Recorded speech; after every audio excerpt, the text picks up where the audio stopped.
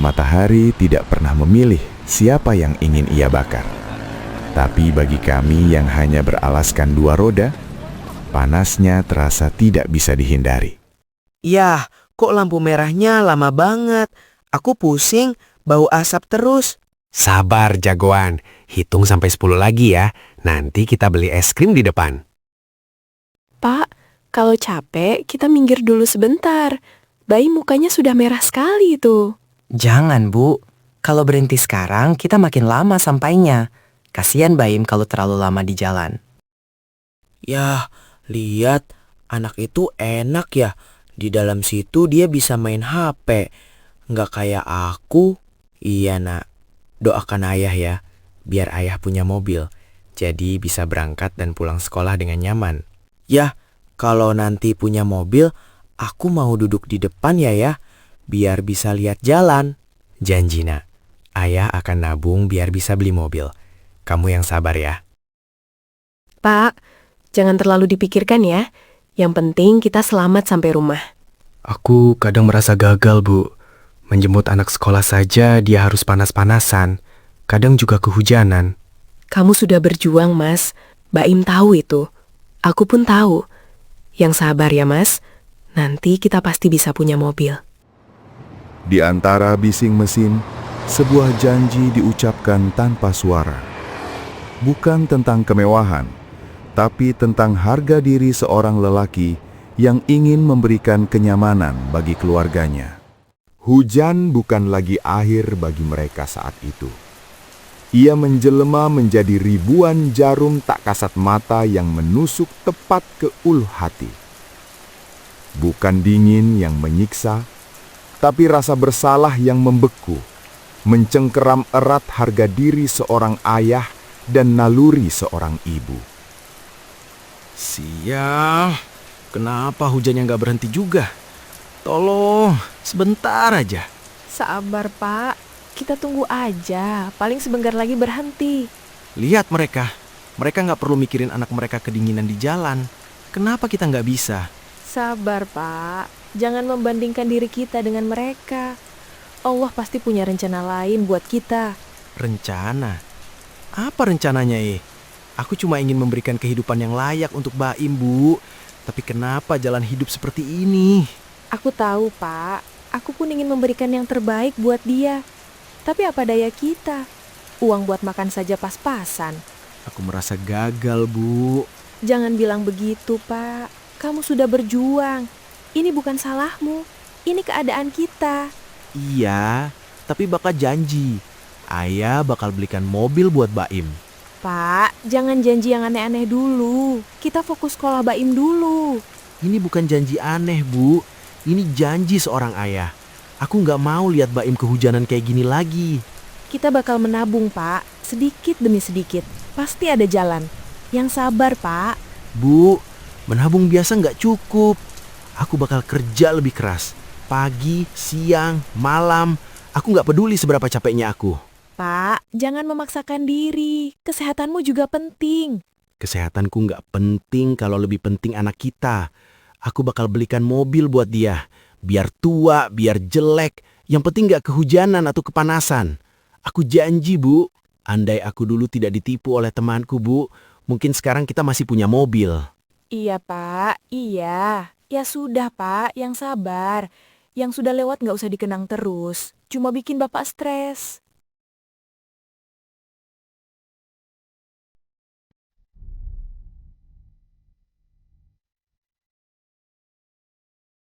Mas Arno, tolong Mas, Baim kejang-kejang, badannya panas sekali. Oh, Aris. Ada apa malam-malam begini? Mengganggu saja. Tolong, Mas. Baim harus segera dibawa ke rumah sakit. Pakai motor nggak mungkin. Tolong pinjamkan mobil Mas Arno. Sebentar saja. Pinjam mobil. Aris. Kamu itu mikir nggak sih kalau ngomong? Mobilku ini baru, Riz. Saya tahu, Mas. Saya janji bakal hati-hati. Saya cuma butuh antar Baim ke IGD. Tolong, Mas. Demi nyawa anak saya. Hei, Riz. Denger ya.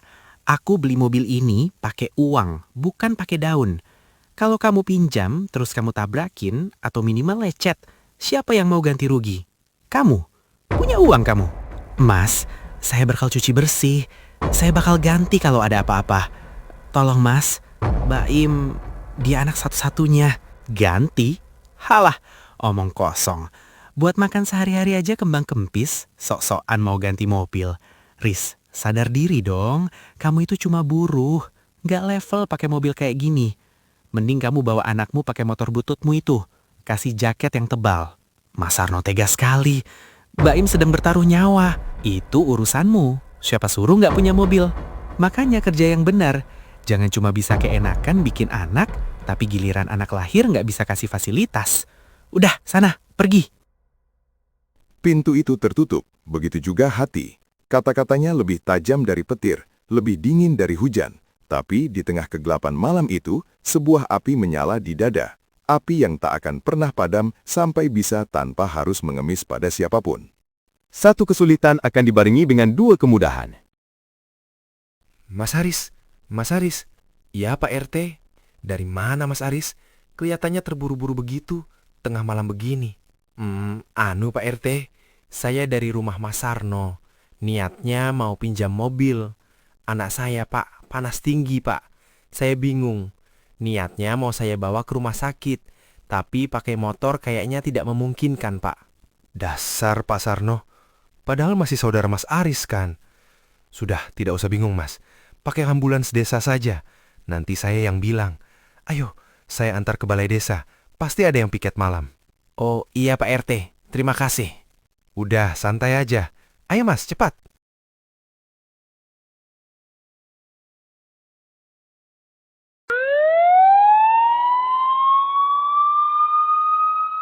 Pak, mana mobilnya? Kok malah ambulans? Pak Sarno nggak kasih, Bu. Dia takut mobil kenapa-napa. Tega banget. Padahal Mas Sarnohan masih saudara kita. Tadi aku ketemu Pak RT di jalan. Beliau yang bantu panggil ambulans desa ini. Harusnya kita nggak usah minta bantuan ke dia kalau bakal dihina begini. Maafin aku, Bu. Ayo, Bu. Mas Dakir sudah menunggu di depan. Ya sudah, Pak. Baim gendong aja ke ambulans.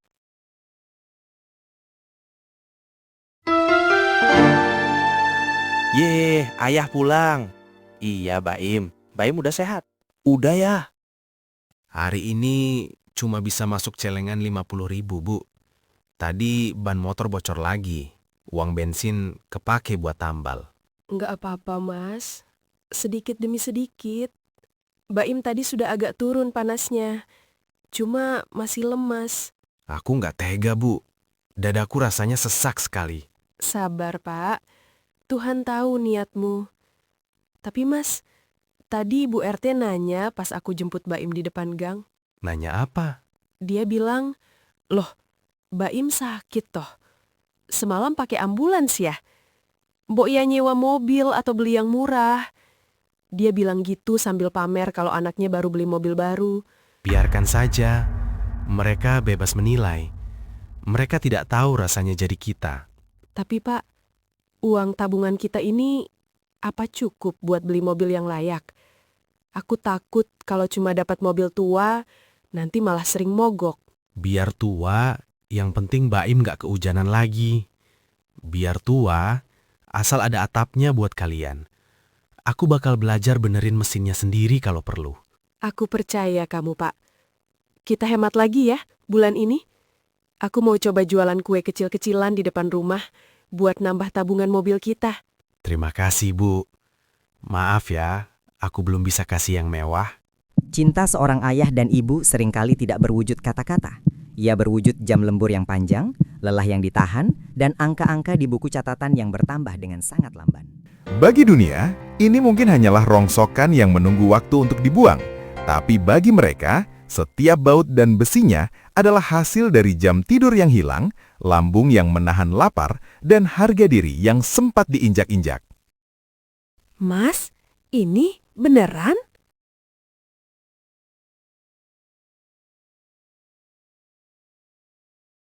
Beneran, Bu. Hasil tabungan kita. Ini punya kita.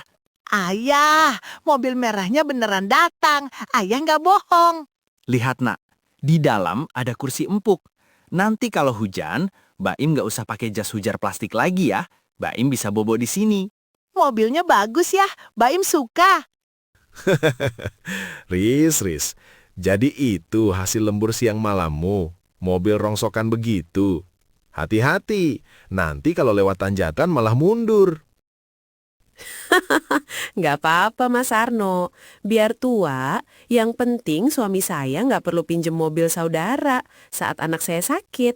Iya, kalau boleh pinjem mobilnya. Yang ada malah ngomong nyakitin. Cih, paling minggu depan juga sudah mogok itu. Walah, Mas Aris, apa nggak malu nanti kalau dibawa ke kondangan? Kan mending nyicil motor yang baru, lebih gaya. Maaf ya, Lis. Kami nggak butuh gaya. Kami cuma beri yang terbaik buat anak, sesuai kemampuan kami. Mobil ini lebih kami butuhkan daripada motor paling mahal sekalipun. Kredit juga kan bisa, Mas Ari. Pembiayaan sekarang prosesnya mudah kok. Oh iya lupa, mungkin penghasilannya pas-pasan, jadi nggak berani kredit. Bercanda, Mas. Kami tidak suka kredit, Lis. Kredit bagi kami terlalu memaksakan. Kami masih ingin tidur dan makan enak, daripada dibuat pusing sendiri demi gengsi. Bukan gaya kami itu, Lis.